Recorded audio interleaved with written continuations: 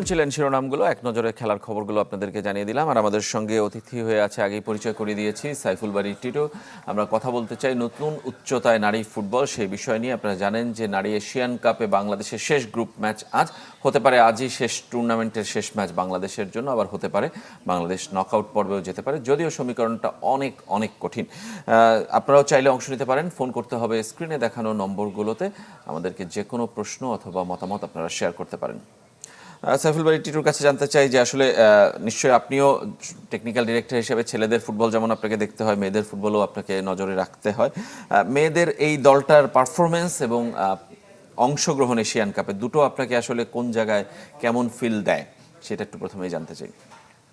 Attitude, মানে আমার মেয়েদের সম্পর্কে এই কথাটা বেশি খাটে আমার দৃষ্টিতে, যে এবং অ্যাটিটিউড ফ্রম দ্য কোচ বা কোচিং স্টাফ। পিটার যেটা করেছে এখানে, আসলে ইউ পারফর্ম ইউ প্লে। ও হচ্ছে এই নীতিতে বিশ্বাস করে যে তুমি তোমাকে প্রয়োজনীয় করে তুলবে, then I will put you in the team.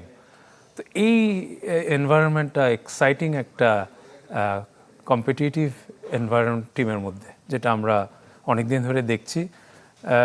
আরেকটা হচ্ছে ক্যামেরনের ইনক্লুশন এখানে অ্যাজ এ ফিটনেস ট্রেনার। মেয়েদের ফিটনেস লেভেলটা বেশ ভালো, যেমন চায়নার সাথে বেশ ফিজিক্যালি দেখেছি অনেক ভালো, যদি কোরিয়ার সাথে অত সুবিধা হয়নি। তো আমি মনে করি আসলে যে মেয়েদের এই পর্যন্ত যাওয়াটা তো একটা বিরাট অ্যাচিভমেন্ট, যে চূড়ান্ত পর্বে খেলা। All credit goes to them. But এখনও তারা যেটা করছে, টুর্নামেন্টের থার্ড ম্যাচে এসে এখন একটা সমীকরণ আছে, এই জায়গাটাতে যাবে কখন আমরা চিন্তা করেছি কি না আমি জানি না। তো আমার মনে হয় যে এই পয়েন্ট অফ ভিউতে দেখলে যে it's great achievement for them. And if and বাটস সব কিছু যদি মিলে যায়, আজকে হয়তো একটা কিছু আসতে পারে, যদিও সমীকরণটা অনেক কঠিন। আমরা বলছি এমনিতে অ্যাচিভমেন্টটা আসলে এশিয়ান কাপে খেলাটাই অনেক বড়, এবং এই সমীকরণের সামনে দাঁড়ানোটাও আসলে অনেক বড়। পারফরমেন্স দেখে আপনার কি মনে হয়েছে যে মানে এশিয়ান স্ট্যান্ডার্ডের সাথে বাংলাদেশের কম্পিটিশনটা আসলে কোন জায়গায়? আমরা এই এশিয়ান কাপে ইন্ডিয়াকেও আবার 11 গোল খেতে দেখেছি জাপানের সঙ্গে। গতকাল অস্ট্রেলিয়া এবং সাউথ কোরিয়ার ম্যাচ দেখছিলাম, 3-3 গোলে ড্র হয়েছে। মানে দুর্দান্ত লড়াই, এবং মেয়েদের হিস্ট্রিতে সবচেয়ে বেশি দর্শক একসাথে স্টেডিয়ামে এসে খেলা দেখেছে, 60,000+। মানে এই এশিয়ান স্ট্যান্ডার্ডে বাংলাদেশের অবস্থান আসলে কোন জায়গায়? মেন হচ্ছে যে আমরা মনে করি যেটা খেলা দেখলে বোঝা যায়, যেমন কোরিয়ার সাথে এবং জাপান চায়নার সাথে ম্যাচ দুইটা যদি আমরা দেখি, কোরিয়ান প্লেয়ারদের মনে হচ্ছে আমার যে technically they were very sound rather than Chinese team. So আমরা মনে হয় যে ওই জায়গাটাতে একটু পিছিয়ে আছি, যে comfortability with the ball, you can do anything with the ball. And of course tactical positioning, যে ডিসিশন মেকিং, যে কোথায় বল, আমার পজিশন কি, এই পজিশনের রোলস অ্যান্ড রেসপন্সিবিলিটি কী, এবং ইভেন দেন ওই পজিশন ছাড়িয়ে আরেকজনের পজিশনকে আমি কতটুকু হেল্প করতে পারি, আমি কি সাপোর্ট দিতে পারি। So where is the ball, where is the opponent, where is teammate, এই জিনিসটা অ্যাওয়ারনেসটা আমাদের একটু কম। বাট আমি মনে করি যে মেয়েদের গতিটা অসম্ভব ভালো। They can match up with, আমরা যেমন চায়নার সাথে দেখেছি, বিশেষ করে উইংয়ে আমাদের মেয়েদের গতি খুব ভালো, অনেকগুলি মেয়েরই গতি ভালো। তো আমার কাছে মনে হয় যে ওভারঅল হচ্ছে স্ট্রাকচারাল কিছু এস্টাবলিশমেন্ট দরকার আমাদের, যেটাতে হচ্ছে যে কোনো রকম এক্সকিউজ থাকবে না যে তোমাকে এইভাবেই খেলতে হবে, এভাবে খেললে টপ লেভেলে যাওয়া যায়। ওই জিনিসগুলি তৈরি করার দায়িত্ব আমাদের এখন। এটা মেয়েরা প্রমাণ করে দেখেছে যে তারা ইচ্ছা করলে পারে, এবং এই টিমটার যারা কোচিং স্টাফ আছে তারাও কিন্তু এটার জন্য আমি বলবো যে কৃতিত্বের দাবিদার, যে কীভাবে একটা নাইস এনভায়রনমেন্ট তৈরি করা যায়, যেটা হচ্ছে যে লার্নিং এনভায়রনমেন্ট এবং safe to make mistakes. So sometimes আপনার যেগুলি আসে যে আমাদের ব্যাড ডে যায় বা খারাপ সময় যায়, ওইটা কীভাবে অতিক্রান্ত বা অতিক্রম করা যায়, even in a match. First হাফে খারাপ করলাম তো সেকেন্ড হাফে ফিরে আসা, এই জিনিসগুলো এইখানে আছে। আমরা ফিরবো আপনার কাছে। দর্শক আছেন আমাদের সঙ্গে, একটা ফোন নিতে চাই, পরিচয় জানিয়ে প্রশ্ন অথবা মতামত জানাবেন। হ্যালো, আসসালামু আলাইকুম। ওয়ালাইকুম রুবেল আসসালাম। ভাই, আমি টিপু বলছি, ভালো আছেন? জি টিপু ভাই, ভালো আছিস। জি, যে ঈদ মোবারক জানিয়ে রাখি, আপনাদের সাথে তো আমাদের দেখার হবে না, আজ ঈদ মোবারক জানাই। আপনার টেলিভিশনের ভলিউমটি কমিয়ে একটু প্রশ্ন করবেন টিপু টিপু ভাই। টিটু ভাই, আসসালামু আলাইকুম। আসসালাম টিপু। ভালো আছেন টিটু ভাই? আলহামদুলিল্লাহ। আমার প্রশ্নটা আসলে কি, ওই মেয়েদের ফুটবলটা তো আসলে আমি খুব আশ্চর্য হয়ে গেছি সেদিন। আমি তো খেলা আজকে থেকে দেখি না। আমি যখন এই স্টেডিয়ামটা দেখলাম অস্ট্রেলিয়া, তখন আমি ভাবলাম যে আমরা আসলে ওয়ার্ল্ড কাপই খেলছি। খুব একটা অদ্ভুত ব্যাপার ছিল আমার কাছে। আমি যেহেতু ফুটবলকে ভালোবাসি, সব খেলাই দেখি। তা আমার প্রশ্ন হলো ঢাকার ক্লাবগুলোর কথা, যেমন মোহামেডান, আবাহনী, এরা যদি একটু মানে ফুটবলের, মেয়েদের ফুটবলটার সাথে যদি তাদের ইনভলভমেন্ট একটু ভালো হতো। এই গ্রামগঞ্জের তো একটা ব্যাপার আছেই, প্লাস আমার মনে হয় ঢাকা শহর থেকে বা বিভিন্ন শহর থেকেও খেলোয়াড় আসতো, কারণ টাকাটা তো একটা ফ্যাক্ট, তাই না? লাস্ট যে বিগত মেয়েদের ফুটবল খেলাটা হলো, জি। এটা খুব একটা মানে জম্পেশ হয়নি। তা আমার মনে হয় আবাহনী মহলের মতো দলগুলোকে যদি বাধ্যতামূলক ভাবে করে ফেডারেশন, আমার মনে হয় নেক্সট আরো অনেক খেলা চলবে এবং মেয়েদের ফুটবল একদিন আমরা বিশ্বকাপ খেলবো ইনশাআল্লাহ। ধন্যবাদ আপনাকে, ধন্যবাদ টিপু ভাই আমাদের সঙ্গে যুক্ত হওয়ার জন্য। অবশ্যই আমরা এই বিষয়েও কথা বলবো যে ক্লাব ফুটবলে মেয়েদের কালচারটা আসলে কিভাবে তৈরি হয়। একটু এশিয়ান কাপে আরেকটু আপনার সাথে আলোচনা শেষ করতে চাই যে এই দলটার গড় বয়স আমি দেখছিলাম যে 20 বছর 20 সামথিং, আমি যদি ভুল না করে থাকি, এবং সবচেয়ে কম এই 12টা দেশের মধ্যে সবচেয়ে কম অ্যাভারেজ বয়স। এটাও কি একটা কারণ যে বাংলাদেশ যদি এই 20টাকে যদি আসলে 23, 24, 25 যখন হবে এই মেয়েরা, তখন কি এর চেয়ে পারফরমেন্স বাড়বে? ডেফিনেটলি। এবং মেন হচ্ছে যে বাড়াটা খুব স্বাভাবিক, বাট আমাদের কনসার্নটা থাকে যে পিছনে কারা আসছে, ওরাও এদের মতো হবে কিনা, ওইটার দিকে বেশি নজর রাখতে হবে। আচ্ছা, মানে পাইপলাইনটা অ্যাকচুয়ালি আপনার যারা আমি 2024-এ আমি যে টিমগুলি হ্যান্ডেল করেছি, জি। আন্ডার-19, আন্ডার-16, তো ওইখানকার ম্যাক্সিমাম অনেক প্লেয়ারই এখন সিনিয়র ন্যাশনাল টিমে। জি। তো এই যে আশাটা, এটা যেন বন্ধ না হয় এবং যেন খুব যোগ্যতা সম্পন্ন খেলোয়াড় আমরা দিতে পারি উপরের দিকে। আবার খুব তাড়াতাড়ি কি আমরা উপরের দিকে দিয়ে দিচ্ছি কিনা সেটাও একটা প্রশ্ন, কারণ আন্ডার-20 এশিয়ান কাপ হবে আগামী মাসে, এই মাসেই। সেইখানে আবার দেখলাম যে এই সিনিয়র দলেরই বেশ কজন 12 জনের মতো আছে, 10-12 জন। 10-12 জন। না, এটা তাড়ানোর কিছু না। আমার কথা হচ্ছে লামিন ইয়ামাল যদি খেলতে পারে ন্যাশনাল টিমে, so if you have the ability then you can play. এটা কোনো ইয়ের ব্যাপার না। কিন্তু কনসার্নিং ব্যাপার হচ্ছে যে কতগুলি আমরা দিতে পারছি, কতজন, কোয়ান্টিটি। কোয়ালিটি তো অবশ্যই দেখতে হবে এবং সেই সাথে কোয়ান্টিটি, যে কতগুলি প্লেয়ার আমরা ওই ক্যালিবারের আমরা তৈরি করতে পারছি। একজন দুজন দিয়ে তো হবে না।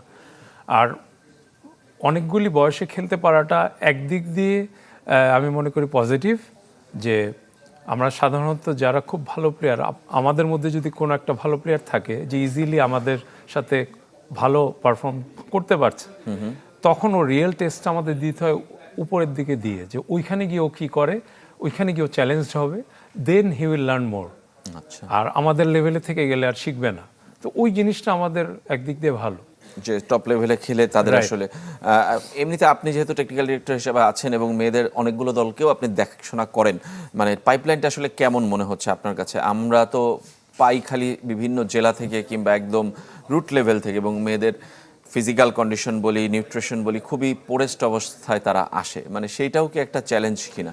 এটা হচ্ছে যে আমি খুব কনসার্নিং আমি একটা ব্যাপারই, সেটা হচ্ছে যে মেয়েদের খ্যাতিটা সবাইকে টেনে আনছে ফুটবলে। হ্যাঁ, তো এখন হচ্ছে যে একাডেমি হচ্ছে, মেয়েরা প্র্যাকটিস করছে, কিন্তু একটা জিনিস যে গড়পড়তায় যদি অনেক চলে আসে, ওই একটা দুইটা যে খুব ভালো কোয়ালিটির প্লেয়ার নিজেকে তৈরি করে করে এই পর্যায়ে আসবে, ওই জিনিসটা কমে যাচ্ছে এখন। আচ্ছা, এই জন্য আমার মনে হয় যে আমাদের ওই যেভাবে আমরা একটা ওয়েল অর্গানাইজ একটা একাডেমি যদি আমরা এগুলো ইনশিওর করতে পারি, ওইটা চেষ্টা আমরা করছি যে ওইখানে ওই ধরনের ট্রেনিং হবে যেন সবাই এইভাবে চলে না আসে। কারণ টেকনিক্যাল স্কিলটা হচ্ছে এমন একটা, যে মারিয়া মনিকার পরে কারা ওর জায়গায় খেলবে, এটা আমাদের ইনশিওর করা। তো ওই ইনশিওর করাটা এখন একটু কষ্ট হয়, কারণ mass people are participating in football, তাই না?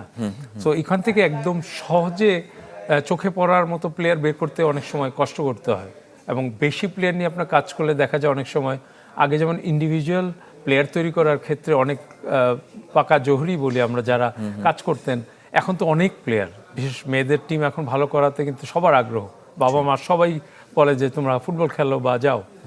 তো আমি মনে করি যে ওইটা ভালো, match participation, but we have to have the eye to pick the right players.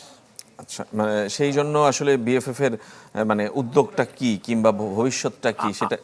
আমরা মেনলি হচ্ছে যে একাডেমিগুলির উপর নজর রাখছি, এবং একাডেমির থ্রুতেই কিন্তু আমরা প্লেয়ার পাই। প্লাস হচ্ছে যে আপনার যে টুর্নামেন্টের কোনো বিকল্প নাই, যে এফএ কাপ হয়, আমরা আবার সামনে একাডেমি কাপ করবো আন্ডার 15 মেয়েদের নিয়ে।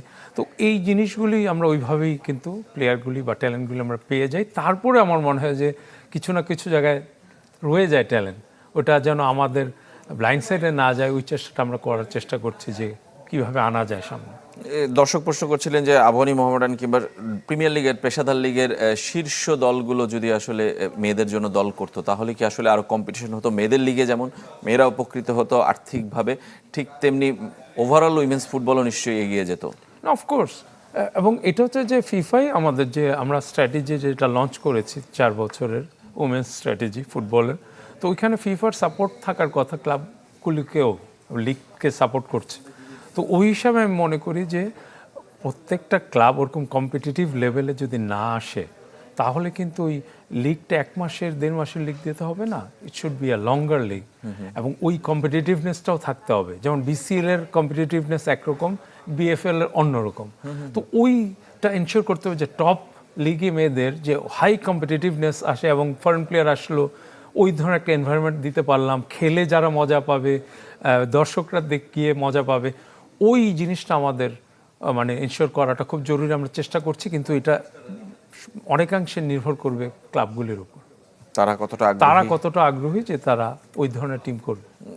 এশিয়ান কাপের দিকে যদি একটু ফিরে, আজকের ম্যাচে আপনার কি প্রত্যাশা যে উজবেকিস্তানের সাথে বাংলাদেশ কেমন করতে পারে? মানে জয়ের ব্যাপারে কি আপনি আশাবাদী? Of course, but then again Peter বলেছে একটা কথা, ক্যাট অ্যান্ড মাউস, এবং আমারও মনে হয় যে এটা পুরো 90+ মিনিট পর্যন্ত খেলাটা কোন দিকে যাবে বলা মুশকিল হবে, কারণ দুইটা টিমই দুইটা বিগ টিমের সাথে ফেস করে এসছে। সো ওই দুইটা ম্যাচের যে লার্নিং দুইটা টিমই কিন্তু দেওয়ার চেষ্টা করবে। এবং মজার ব্যাপার হবে যে Uzbekistan was more defensive with them rather than Bangladesh. So এখন উজবেকিস্তান খোলস থেকে বেরিয়ে আসতে পারে, সো এটা আমাদের জন্য পজিটিভ হতে পারে। বাট আমি বলবো যে উজবেকিস্তানের ব্লক খুবই স্ট্রং, এবং মিডফিল্ড ব্যাটেলটা হচ্ছে খুব জরুরি। মনিকা মারিয়ার যেমন প্রথম ম্যাচে খুবই ভালো করেছে ওরা উইথ বল, তারা কনফিডেন্ট ছিল। সেকেন্ড ম্যাচ কোরিয়ার সাথে মনিকা একটু আনসেটেল ছিল, ও অতটা মারিয়ার মতো অতটা বলেই থাকে নেই।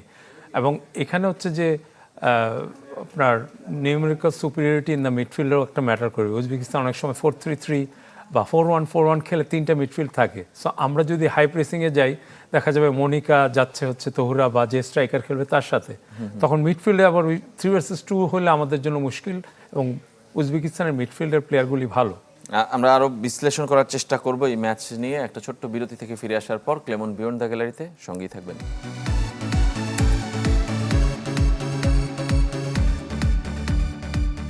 বিরতির পর আবারও ফিরে এলাম ক্লেমন বিয়ন্ড দ্য গ্যালারিতে। আমরা কথা বলছি নতুন উচ্চতায় নারী ফুটবল, সেই বিষয় নিয়ে। আমাদের সঙ্গে আছেন ফুটবল ফেডারেশনের টেকনিক্যাল ডিরেক্টর সাইফুল বারী টিটো। আমরা বিরতির আগে ম্যাচ নিয়ে কথা বলছিলাম, ম্যাচের বিশ্লেষণ করার চেষ্টা করছিলাম। আজকে 3টায় যখন খেলবে, মানে পার্থের সময় বিকাল 5টায়, একটা ঘটনা শুনলাম, সত্যতা জানি না, যে আজকে সকালেও মেয়েদের নিয়ে আধা ঘন্টার একটা স্ট্রেচিং সেশন করেছেন কোচ মাঠে গিয়ে। ম্যাচের দিন সকালে এটা একটু ব্যতিক্রমী, এর আগেও আন্ডার 16-এ একবার করা হয়েছিল, সেটা নিয়েও আলোচনা হয়েছিল। মানে এটার কারণটা কি, আপনি কি মানে কোনো ব্যাখ্যায় কি পড়ে? এটা হচ্ছে যে মানে নর্মালি আমি বলতে পারবো না এটার কারণ আমি ওই টিমের পার্সপেক্টিভে কেন করা হয়েছে নিশ্চয়ই কারণ ছিল। বাট এমনি নর্মালি আমরা যে যদি 7 o'clock স্টার্ট হয় বা 8 o'clock স্টার্ট হয়, লেট স্টার্ট হয় কোনো ম্যাচ, আমরা ম্যাচের দিন সকালে স্ট্রেচিং করিয়ে নেই প্লেয়ারদের। আচ্ছা, এটা কোনো সমস্যা হওয়ার কথা না। মানে ফিজিক্যালি কোনো সমস্যা? না না, একদমই না। আচ্ছা, ফিজিক্যালের কথা যেহেতু আসলে, ফিজিক্যালিও তো উজবেকিস্তান আমাদের চেয়ে অনেক এগিয়ে থাকবে, মানে তাদের ফিটনেস এবং হাইট দুটোতেই। অফকোর্স, এবং ওদের যেটা আমরা দেখেছি যে নর্থ কোরিয়ার সাথে ম্যাচ, চায়নার সাথে ম্যাচ, ওরা যেভাবে ট্যাকেল করে, ফাউলও করে, মানে বেশ রাফ অ্যান্ড টাফ বলা যায়। ডিফেন্ডিং লাইনটা অনেক ওদের বলবো যে ডিসিপ্লিন, ঠিক মতো একদম কম্প্যাক্টনেস ঠিক রাখে। তো ওই জিনিসটা ওদের, এবং ওইখানে আমাদের ওভারকাম করতে হবে। আমি মনে করি যে ওরা যদি আমাদের হাই প্রেস করে, হাই প্রেস হয়তো করবে ওরা 4-3-3 বা 4-4-2-তে হাই প্রেস করে দুইটা উপরে রেখে, তো ওদের ডিফেন্সের পিছনে লং ডায়াগোনাল পাস, আমাদের মেইন কাজ হচ্ছে যে আমরা যেন আমাদের উইঙ্গারগুলিকে 1v1-এ ফেলতে পারি ওদের সাথে। কারণ ওইখানে আমাদের চান্সেস আছে। ঋতুপর্ণা, শামসুন্নাথ জুনিয়র বা যেই রাইট সাইড দেখে লোক, লেফট সাইড রাইট সাইড, এদের এই কোয়ালিটি আছে, ওদের স্পিড আছে। আর আরেকটা জিনিস হচ্ছে এটা আমাদেরও ভয়ের কারণ আমরা বেশি হাই আপ করলে ওরাও কিন্তু লং খেলে। ওদের ক্যাপ্টেনটা দেখলাম তো বেশ স্ট্রং এবং লং পাস ওরা নিতে পারে ডিফেন্সের পিছনে, প্লাস ওদের মিডফিল্ড থেকে ওদের কিছু সুন্দর সুন্দর পাস খেলে আর কি, ওইটা আমাদের বন্ধ করতে হবে। বাট জিনিস হচ্ছে ম্যাচটা তো ড্র হয়ে লাভ নেই কারোই, সো এটার জন্য ম্যাচটা হবে খুব এন্টারটেইনিং আমার ধারণা, যে জিততে চাবে সবাই। আচ্ছা, এখন বাটলারও তাই চাইবে হ্যাঁ, আপনার মনে হয়? অবশ্যই চাবে, কিন্তু কথা হলো যে ও বাটলার নিজে বলেছে যে একটু কষাস স্টার্ট করবে হয়তো দুই দলই, প্রথমেই ইয়ে করবে না। তো তারপরে বলা মুশকিল যে দুইটা ম্যাচ হিসাব করলে আমি বলবো যে it will B a very hard match to win for Bangladesh, same goes for Uzbekistan also. এত সহজে কেউ কাউকে ছেড়ে দিবে না। উজবেকিস্তানের সঙ্গে আমরা এর আগে একটা খেলেছিলাম, সেটা অলিম্পিক কোয়ালিফায়ার, খুব সম্ভবত সেখানে হেরেছিলাম আমরা 5 গোলে বা 3-0 খুব সম্ভবত, যদি আমি ভুল না করে থাকি। ওটা অনেক আগের, জি। বাট এখন তো ডিফারেন্ট একটা হাইটে গিয়েছে আমাদের মেয়েরা, আমি বলবো যে কারণ আমাদের ওদের ট্রেনিং সেশন আমি প্রতিদিন দেখেছি। সো ইভেন আন্ডার 20ও কিন্তু প্রতিদিন ট্রেনিং করছে, একটা অন্য লেভেলে আসছে তারা এখন। তার মানে আপনি বলছেন যে মানে এশিয়ান কাপে খেলাটা বাংলাদেশের জন্য কোনো ফ্লুক না, বাংলাদেশ টপ 12 টিমের মধ্যে যোগ্যতার সাথে খেলে, কিংবা মানে এটাই বাংলাদেশের স্ট্যান্ডার্ড এখন থেকে সেট হয়েছে। এটা হওয়া উচিত, এবং আমার মনে হয় যে সুযোগ পাওয়াটাই তো ছিল সবার জন্য চ্যালেঞ্জিং, জি। বাট এখন ওরা প্রমাণ করছে যে সুযোগ পাওয়াটা আসলে ফ্লুক ছিল না। আচ্ছা, খেলার মাধ্যমে ওরা কিন্তু দেখিয়ে দিচ্ছে। আপনি দেখেন দুইটা ম্যাচে বিগ বিগ টিমের সাথে, যেখানে 11-0 ইন্ডিয়া টু জাপান, সেখানে আমরা দুইটা ম্যাচে হ্যাঁ কোরিয়ার সাথে আমরা অত ভালো করতে পারিনি, বাট তারপরে তো 2-0 5-0 ইজ নট দ্যাট ব্যাড। আচ্ছা, মানে প্রথমবারের মতো এই ধরনের টিমের সাথে খেলাটা, এই ধরনের টুর্নামেন্টে অংশ নেয়, মানে আপনার কি মনে হয় যে এই টুর্নামেন্ট থেকে বাংলাদেশের শিক্ষাটা আসলে কি, প্লেয়ারদের জন্য বলি, ফেডারেশনের জন্য বলি, মানে আমাদের শিক্ষাটা কি, নেক্সট স্টেপটা আমাদের কি হওয়া উচিত? আমাদের হচ্ছে যে প্লেয়ারদের সেন্টার করে রেখে আমাদের আশেপাশের যত ইনফ্রাস্ট্রাকচার থেকে সব কিছু এই বিল্ড আপটা করা, যে একটা ভালো লেভেলে খেলতে হলে আমাদেরও একটা স্ট্যান্ডার্ড লেভেলে কাজ করতে হবে, বা ডেইলি রুটিন হিসাবে কাজ করতে হবে, যে ওই ধরনের ফ্যাসিলিটিস থেকে শুরু করে সব কিছু আমরা যেন মেনটেন করতে পারি। মানে সেটা কি ফেডারেশনের পক্ষেই সম্ভব, যে ফেডারেশন যেভাবে বিএফএফ এ যে একাডেমি চালায় কিংবা যেভাবে মেয়েদের ক্যাম্প করে, সেটা দিয়েই কি আসলে না, government support is very much needed আমি মনে করি, এবং অফকোর্স প্রাইভেটাইজেশন বা স্পন্সর্স ওই সব জায়গার থেকে, বিশেষ করে কর্পোরেট হাউসগুলি, ব্যাংক অলরেডি ঢাকা ব্যাংক আমাদের সাথে আছে, তো অন্যগুলিও যদি আমাদের অন্যান্য স্পন্সর আসে, এই বিভিন্ন টিমের জন্য বিভিন্ন স্পন্সরও হতে পারে, এইজ গ্রুপ যদি আমরা ধরে নিই, জি, সেই ক্ষেত্রে আসলে সাফল্য আসবে, কিংবা এটা ধারাবাহিকতা ধরে রাখতে পারবে। আজকের খেলার ফল যাই হোক, উজবেকিস্তানের সাথে বাংলাদেশ কিন্তু একটা নতুন উচ্চতায় উঠে গেছে এশিয়ান ফুটবলে, এবং বাংলাদেশের খেলা কিন্তু পুরো এশিয়া এবং বিশ্বও কিন্তু দেখছে। সুতরাং বাংলাদেশের এই ধারাবাহিকতা ধরে থাকুক এবং আজকের ম্যাচে ভালো খেলুক বাংলাদেশ, সেই প্রত্যাশায় এখানে শেষ করছি।